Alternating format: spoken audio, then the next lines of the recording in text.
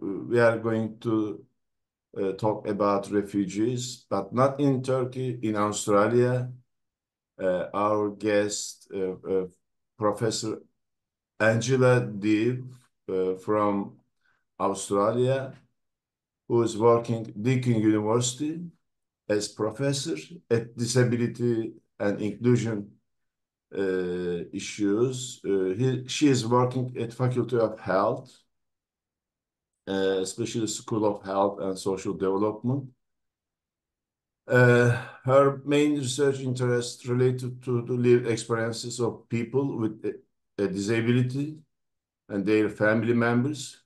She has a particular focus on people from undeserved communities, especially those with complex support needs, including people from Aboriginal and Torres Strait Islander backgrounds, refugees with disability, and those living in rural area and rural remote areas. Welcome, Professor Angelia. Thank you, Orhan. Pleasure to be here. Thank you very much for accepting our offer to make a speech on these sensitive issues, refugees. Mm-hmm. First of all, I want to know about you more detail. I told something, but I know it is not enough. You can explain more, please. Thank you. I will. So, as you said, I work in Australia, and I've been working in the disability sector in Australia for over 40 years now. I started my career, I guess, as a practitioner. So I worked in service provision with people with disability, and I managed disability organisations.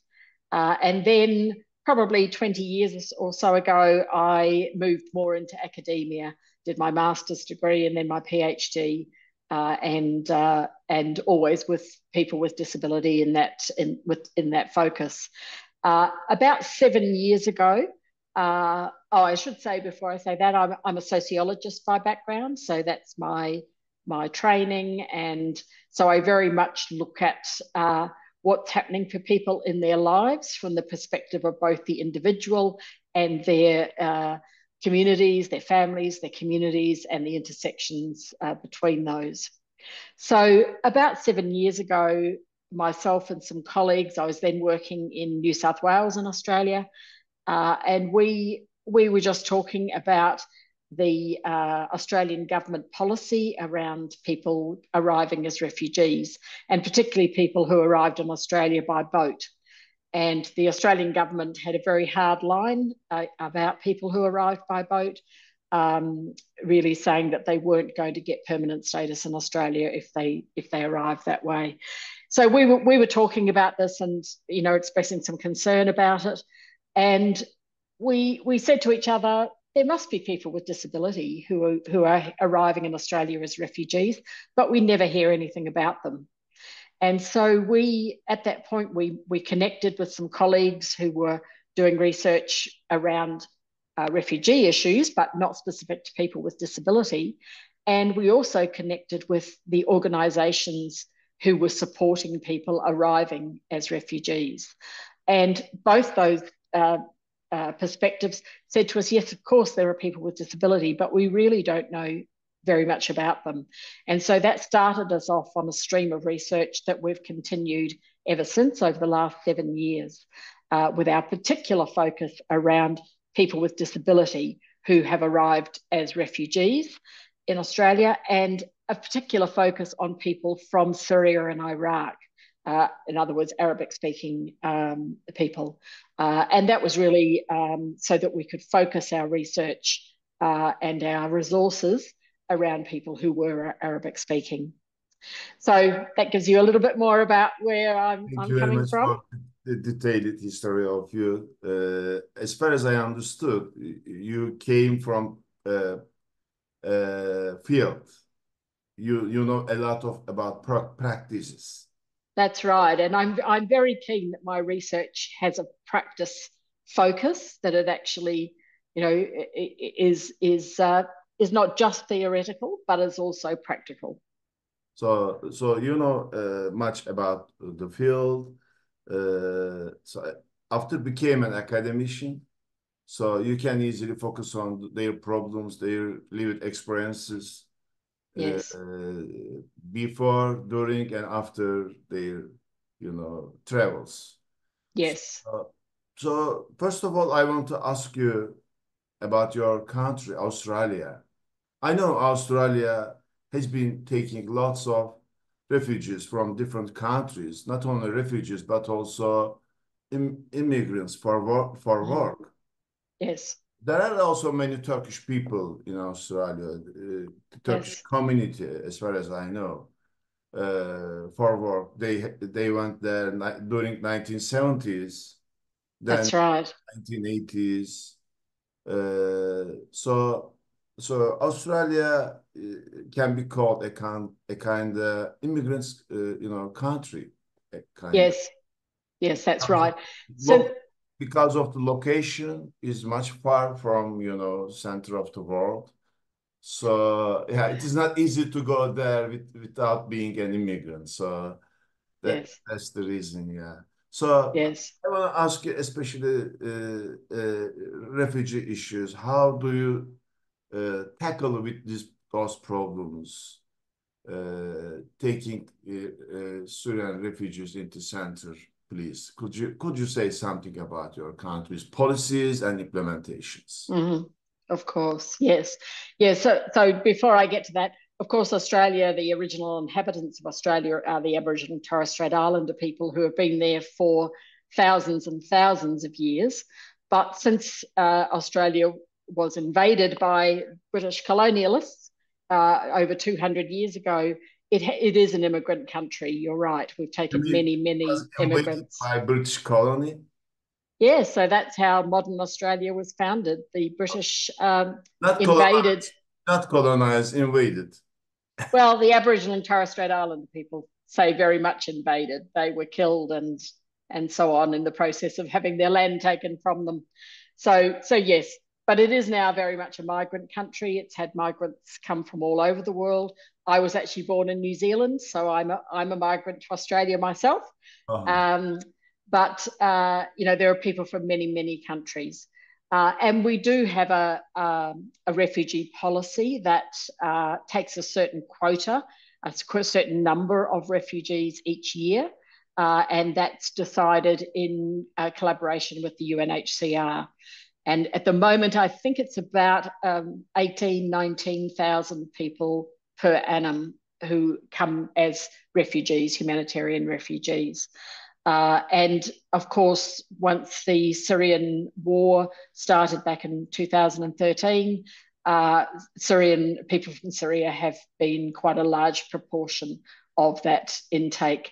And I think in 2015, 16, Australia took about 12,000 out of our, approximately, or in addition to the regular intake.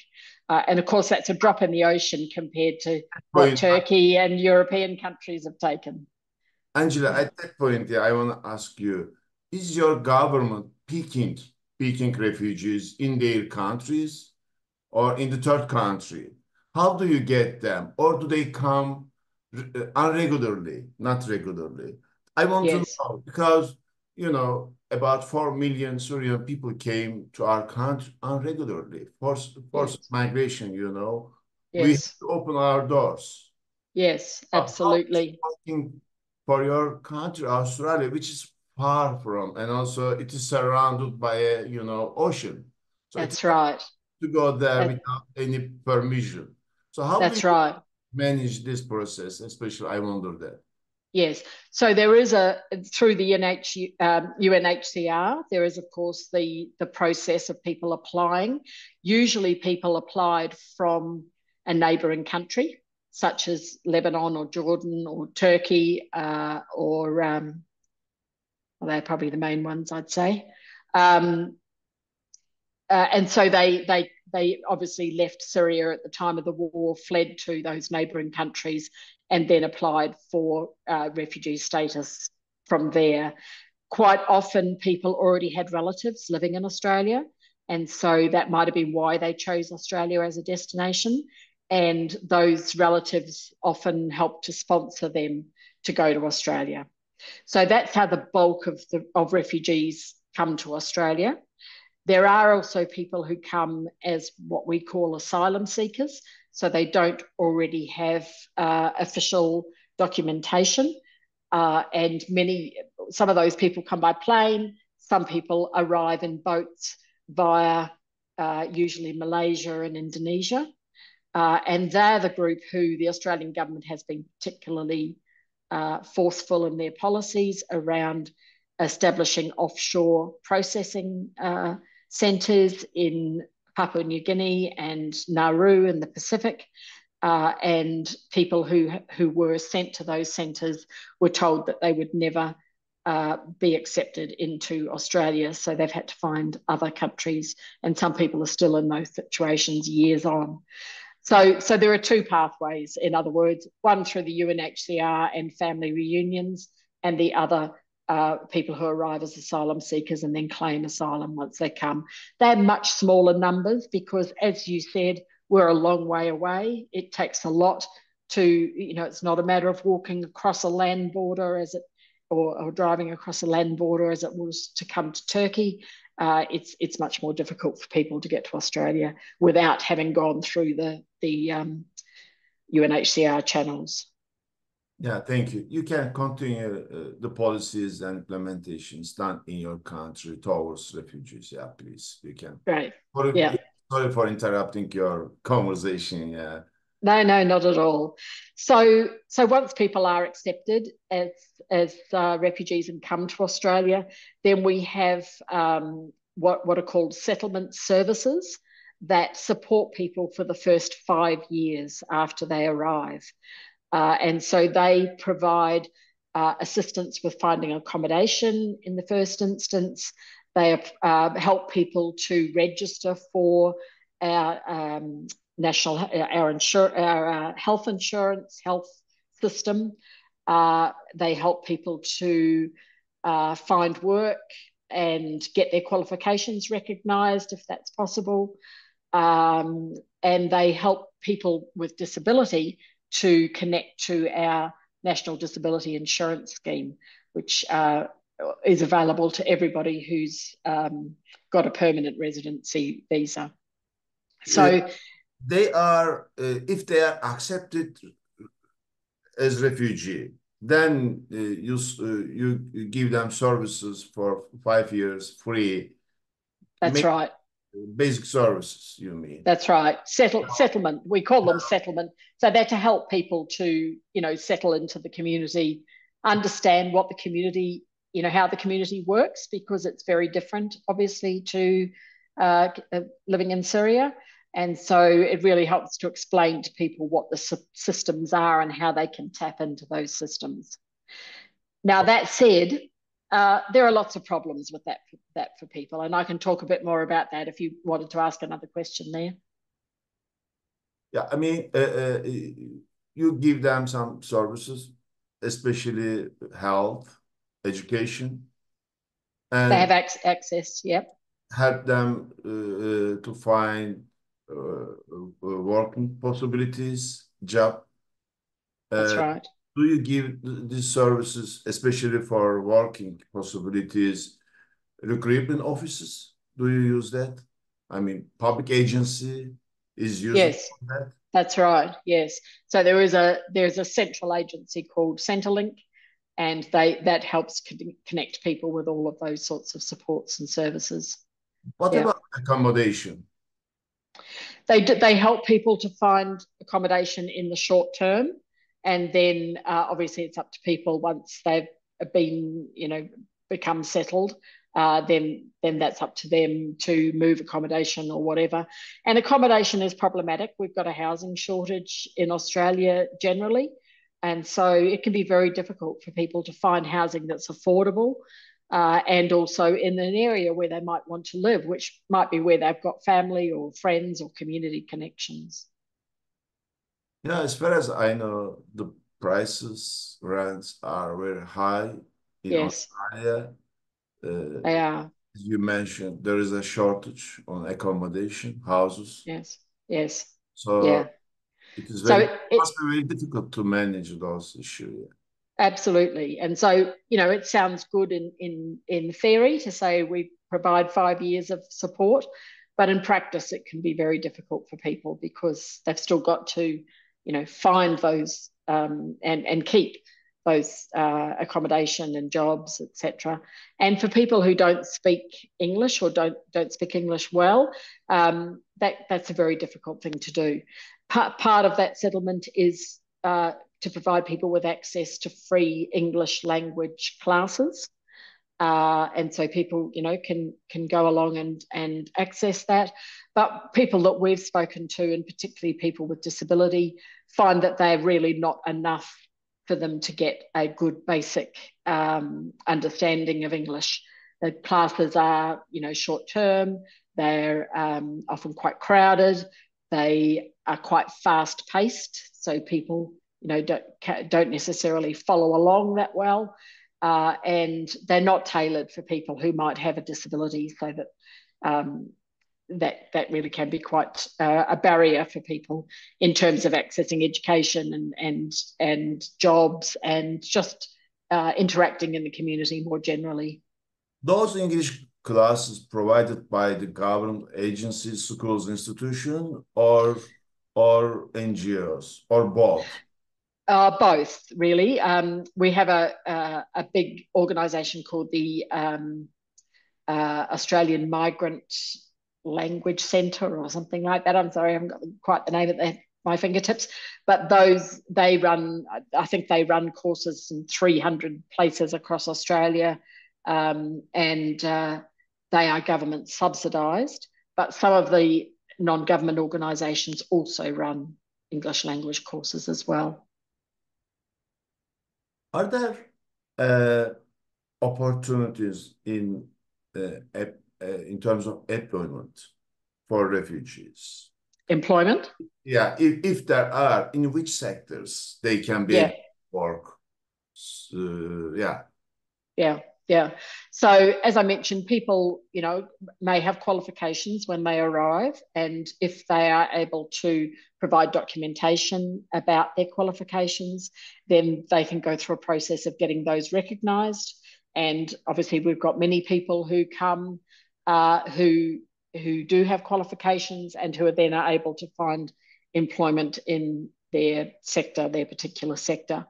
But probably for the majority of people, they are finding employment in lower paid, lower skilled job areas. And again, this relates back to English language. So for people who are able to speak English better than others, they're more likely to get a job in a higher paid sector than people whose English perhaps isn't as good. And they, you know, they may be doing things like driving taxis and Ubers and you know, working as cleaners and in the service sector more generally. Yeah, so it's quite varied. And Inferior works, you mean more than superior works? Yeah, inferior works, they can be able to work. Low level works, or yes, lower paid, lower skilled jobs. okay. Yeah, yeah. Do you But it is quite varied depending on the person and their experience. do you pick those refugees who are skilled, who are high skilled, and then Not and as refugee into your country? Is it possible? not as refugees. If for migrants, yes, employment skills are very important and they are assessed. But people who's come as refugees, those things are not assessed. Mhm. Also, on the other hand, you have another policy for migrants. Yes, Over there, separate. you can pick up skilled people around the world. That's right. That's Yes, that's the the channel. You are getting more skilled immigrants yes, to your country. Do, that's right. this is your country's character. Do you need extra skilled people to work in your country? I mean, if so, why? Because of the aging population? Is there any risk for that? Absolutely. We have an aging population, definitely. We're also, as you say, an island at the far end of the world. And so our population is, I think it's up to about 26 million. It's a very big land area, but most people live around the coastal fringe, on the East Coast in particular. And so we don't, I guess, create enough people from our population to fill all of our jobs. And so we do have a skilled job shortage, and that we fill through migration largely. Yeah, that's interesting. Yeah. Could you say something, the percent of your aging population who are higher than 65? Do you know that ratio? Oh, I'm sorry, I don't know that off the top of my head. Yes. But we definitely do have an aging population. What were called the baby boomers. I don't know whether you've heard that term before, but it was people who were born after the Second World War. And so there were a lot of children born after the Second World War. I'm a baby boomer myself. And so we are all obviously getting older and getting to the point where we're retiring out of the workforce, and we don't have enough babies being born to be filling those places over time. So that's where migration comes in.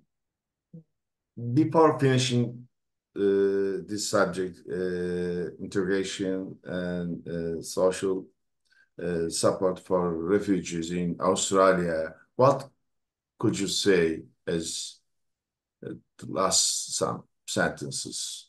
Then we will move another subject. Sure.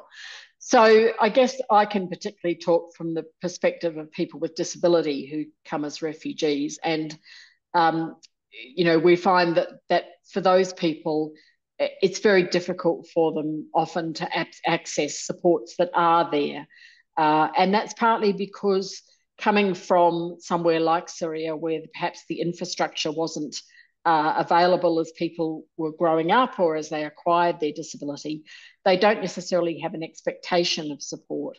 And so when they arrive in Australia, they might not be looking for what supports they can get.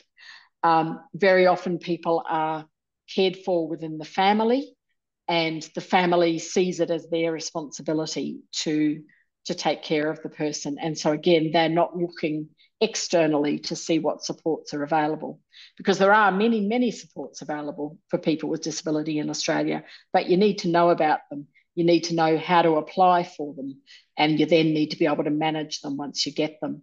And that's where we see there are quite a few barriers for people with disability from refugee backgrounds.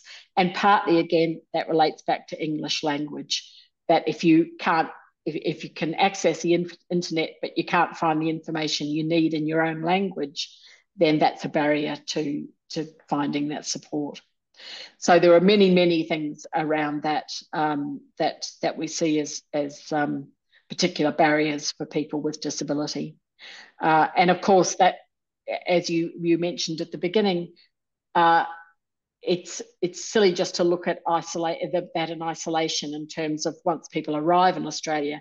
You have to also consider what's happened previously in people's lives when they were in Syria, when they perhaps went to another country as a transit country, and then their ongoing life in Australia after that. So really the work that I've been doing, the research we've been doing, is really thinking about people's lives in context and thinking about that journey, that refugee journey that starts in their country of origin but continues really all through their life.